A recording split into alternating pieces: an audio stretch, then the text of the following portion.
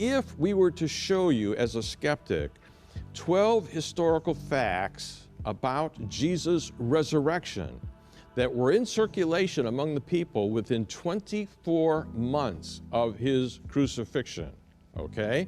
Would that make a difference to you?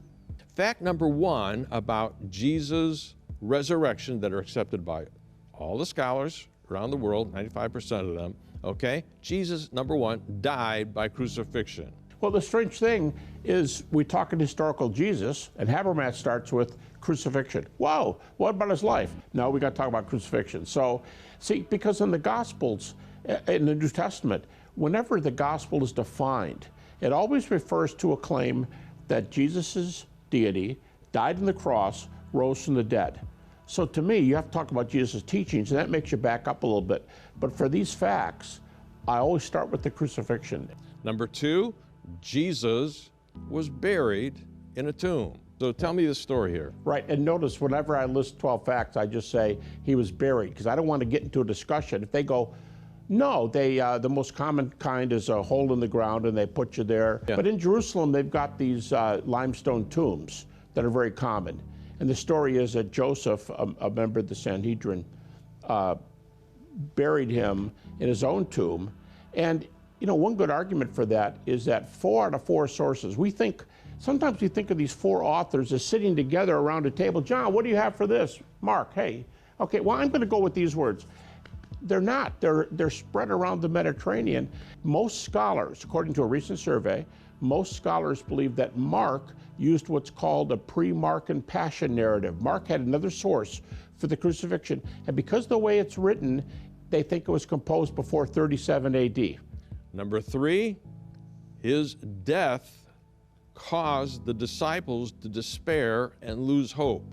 Well, any normal psychological reaction is that these men and women would feel totally crushed. It's like, I left my fishing business, I left my tax, you know, I had a pretty good living, and I was with my wife and children.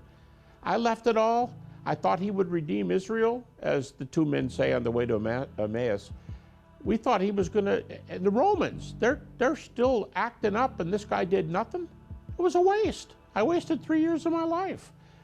You can't think those things and not be depressed.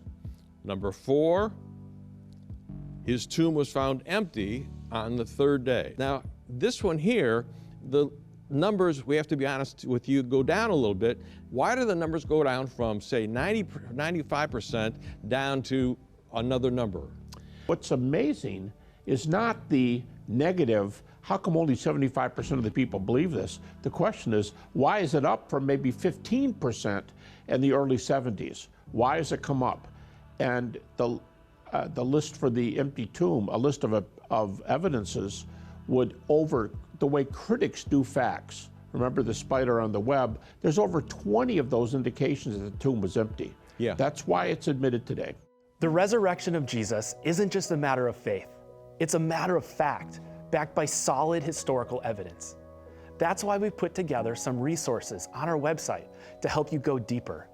There's a detailed Holy Week timeline for personal study, a kids-friendly version to go through as a family, our TV series with Dr. Gary Habermas, and more. Because asking questions is a good thing. Studying the evidence matters, and knowing why you believe what you believe changes everything.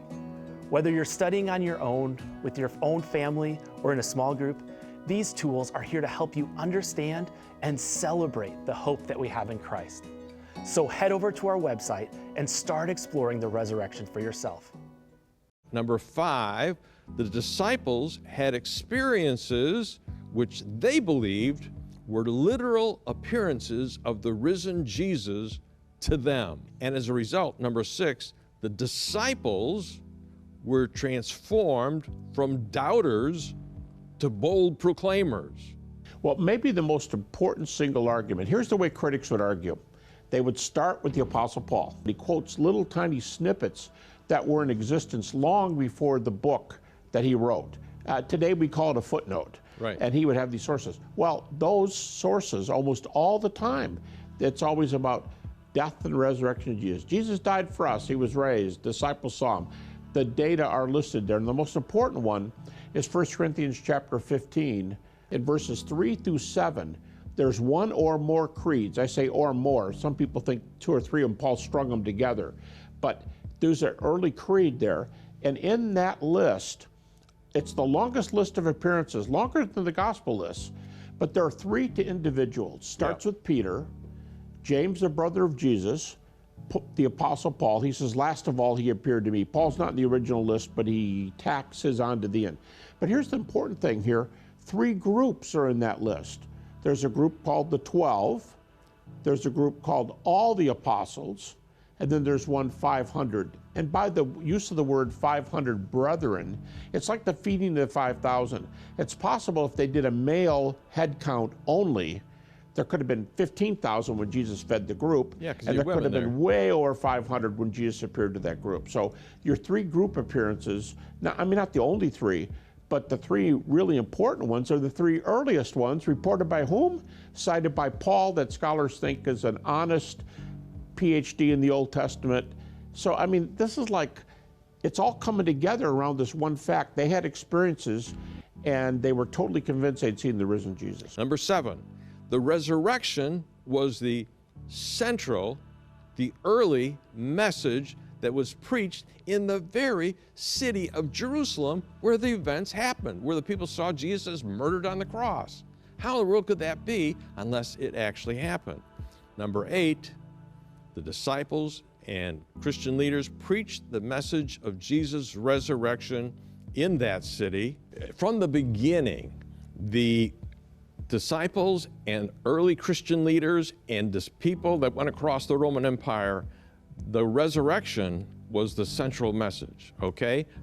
Hands down, this is what they preached all across it. You get this from secular writers who are ticked that they were doing it. Yep. And the fact is you have it from everybody right at that early period, even before Paul got saved 2 years later. Number 9, as a result, the church was born and grew. But we have to figure out why this thing spread across the entire Roman Empire so that by 300 the whole thing was Christian. Number 10, Orthodox Jews who believed in Christ made Sunday their primary day of worship. In other words, they changed from Saturday to Sunday. Why? Because they knew those that had believed in Christ, that were Jews, became Christians, and they worshiped Jesus on the day that he rose from the dead. Number 11, James, who was the brother of Jesus, and all of Jesus' life, James did not believe in Jesus. He was not a follower of Jesus. He was a skeptic, okay? James was converted to the faith when he saw the resurrected Jesus. In other words, Jesus appeared to his brother, and he became the leader of the Jerusalem church, okay?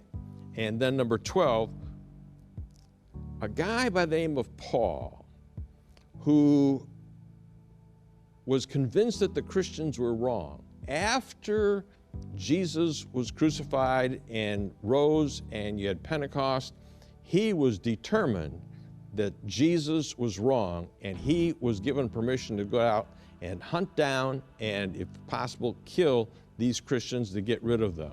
And on the road to Damascus, about 2 years after Jesus was crucified, all of a sudden, this guy who was killing Christians, the risen Jesus appears to him, and he is completely converted and transformed and becomes the one that is the great apostle that goes across preaching to the entire Roman Empire.